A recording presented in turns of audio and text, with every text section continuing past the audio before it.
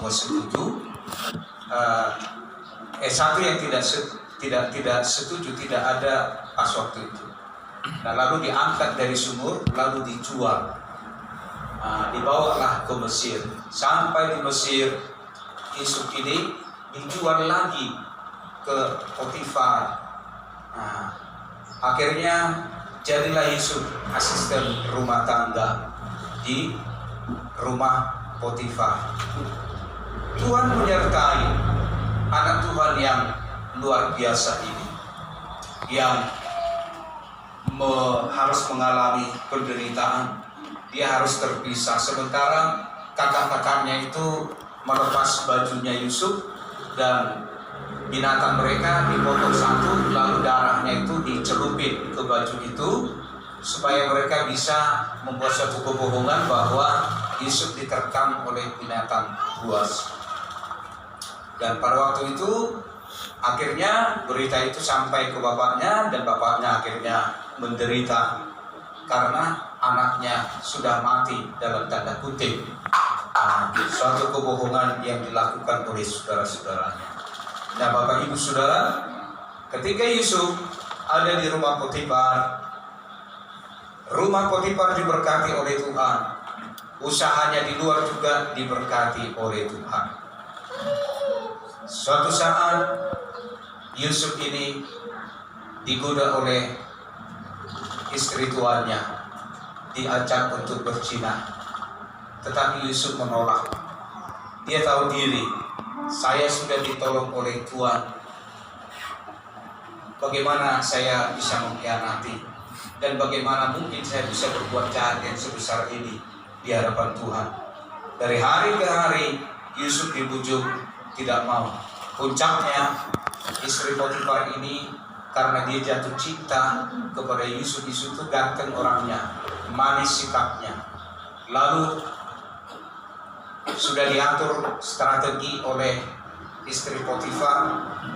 Jadi orang tidak ada di rumah kecuali Yusuf. Waktu Yusuf masuk, tante Potifar mengajak dia berzina, tetapi Yusuf tetap menolak, terus menolak. Karena Yusuf menolak, lalu ditarik bajunya Yusuf. Yusuf lari, saudara, lepas bajunya Yusuf. Nah, karena dia malu, maka Nyonya Potifar membuat satu sandiwara, memanggil orang-orang dan berkata, saya diperkosa oleh ini, orang Ibrani ini, orang Yahudi ini. Nah, lalu suaminya pulang kantor, dia tunggu bajunya Yusuf ditaruh di sininya. Melihat suaminya sudah datang, mulai dia bersandiwara, nangis sampai keluar air mata 2 tak. Lalu suaminya berkata, kenapa itu budak Yahudi itu mempermainkan aku, memperkosa aku, tapi aku tidak mau. Ini lihat nih bajunya nih, ditinggalkan nih, dan lain sebagainya. Nah, Potifar langsung percaya dan tidak menyelidiki. Singkat ceritanya, Yusuf dijebloskan ke penjara karena fitnah seorang tante-tante. Hidup Yusuf penuh dengan pergumulan dan perjuangan, tetapi namanya orang benar itu dimanapun dia berada selalu disertai oleh Tuhan. Dan pada saatnya Tuhan, singkat ceritanya, oleh campur tangan Tuhan, Yusuf ini dia diangkat oleh Potifar yang pernah memenjarakan Yusuf menjadi penguasa di Mesir yang menangani bagian pangan. Kalau sekarang diangkat jadi menteri, saudara. Diangkat jadi menteri dari asisten rumah tangga. Tuhan memuliakan Yusuf ini menjadi orang yang luar biasa. Nah, pada waktu itu terjadi kelaparan di seluruh dunia. dengan idenya Yusuf. Waktu itu terjadi pelimpahan di Mesir sebelum kelaparan. Yusuf memberikan saran supaya gandum-gandum ditimbun sebanyak-banyaknya, dan akhirnya itu terjadi. Maka terjadilah musim kemarau pada waktu itu sehingga orang tidak bisa menanam. Lalu terjadilah kekurangan, kelaparan. Di mana-mana tidak ada gandum selain di Mesir yang sudah ditumpuk oleh Yusuf. Nah, Bapak Ibu Saudara yang kasih Tuhan, termasuk kakak-kakaknya Yusuf, disuruh bapaknya membeli gandum ke Mesir. Saudara, sampai mereka ke Mesir bertemu dengan Yusuf. Yusuf langsung mengenali saudara-saudaranya, tetapi saudara-saudaranya tidak tahu bahwa itu adalah Yusuf. Pada waktu itu Yusuf berpura-pura dan marah memuji mereka. Nah, singkat ceritanya, Bapak Ibu Saudara yang kasih Tuhan, akhirnya Yusuf itu tidak tahan menyembunyikan identitasnya. Lalu dia memperkenalkan dirinya kepada saudara-saudaranya. Ketika dia memperkenalkan dirinya, akulah Yusuf. Itu saudara-saudaranya yang menjahati dia, yang menjual dia. Mereka takut. Nah, lihat di dalam ayat yang ketiga, menyampaikan teladan dari kehidupan Yusuf. Walaupun tidak semua saya sampaikan, tapi bertahap. Yang pertama, ayat yang dia adalah orang yang mau mengampuni orang yang bersalah kepadanya. Dia tidak mau menyimpan dendam. Dia tidak mau balas dendam. Seandainya kisah ini terjadi pada diri kita, bagaimana? Mampu kita seperti Yusuf, mau menerima saudara-saudaranya, memeluk saudara-saudaranya, mencium saudara-saudaranya yang sudah berbuat jahat? Bisa kita melakukan hal seperti itu?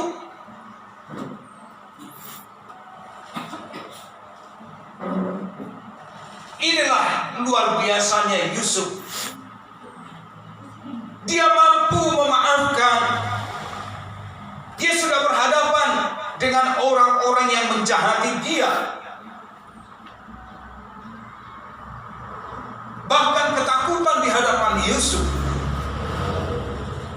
Tetapi Yusuf membesarkan hati mereka, merangkul mereka, memeluk mereka, bahkan menangis, mencium. Dia masih ada hati yang rindu, yang mengasihi kepada saudara-saudaranya. Luar biasa, saudara. Sesuai dengan ajaran Tuhan Yesus, jangan membalas kejahatan dengan kejahatan. Inilah ajaran Tuhan Yesus yang tidak ada di dunia ini selain di dalam Yesus.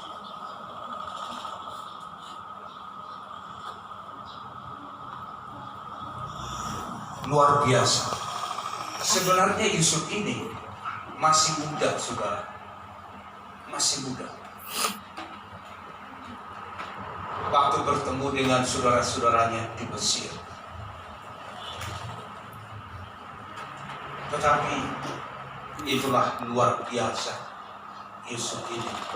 Jadi saya mau katakan kepada kita, umur tidak menentukan seseorang itu dewasa rohaninya di hadapan Tuhan. Tidak.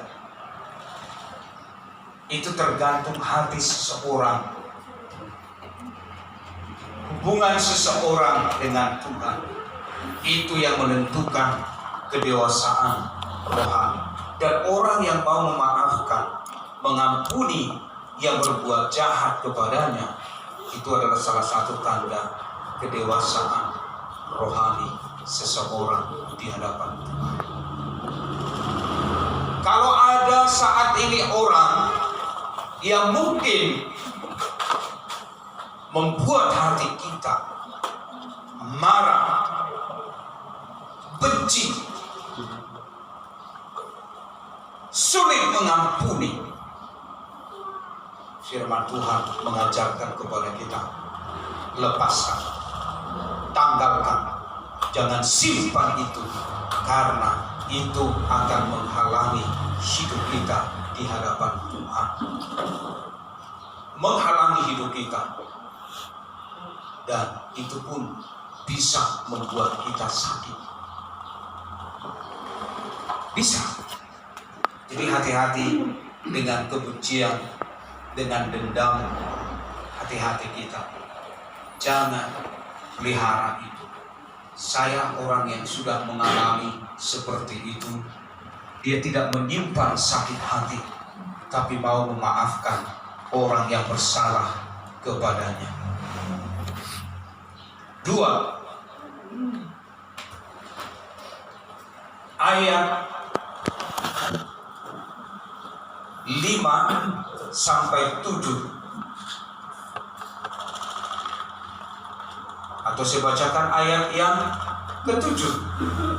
Maka Allah telah menyuruh aku mendahului kamu untuk menjamin kelanjutan keturunanmu. Pikir yang positif. Jadi walaupun dia mengalami perlakuan yang tidak baik, penderitaan di dalam hidupnya, di dalam masa mudanya, dia merasakan pahitnya hidup, diperlakukan dengan tidak baik oleh saudara-saudaranya, sampai dia berada di negara Mesir yang dia belum pernah tahu negara itu sebelumnya. Tetapi dia bisa berpikir yang positif dan berkata-kata yang positif, berkata-kata rohani. Apa kata Yusuf kepada saudaranya?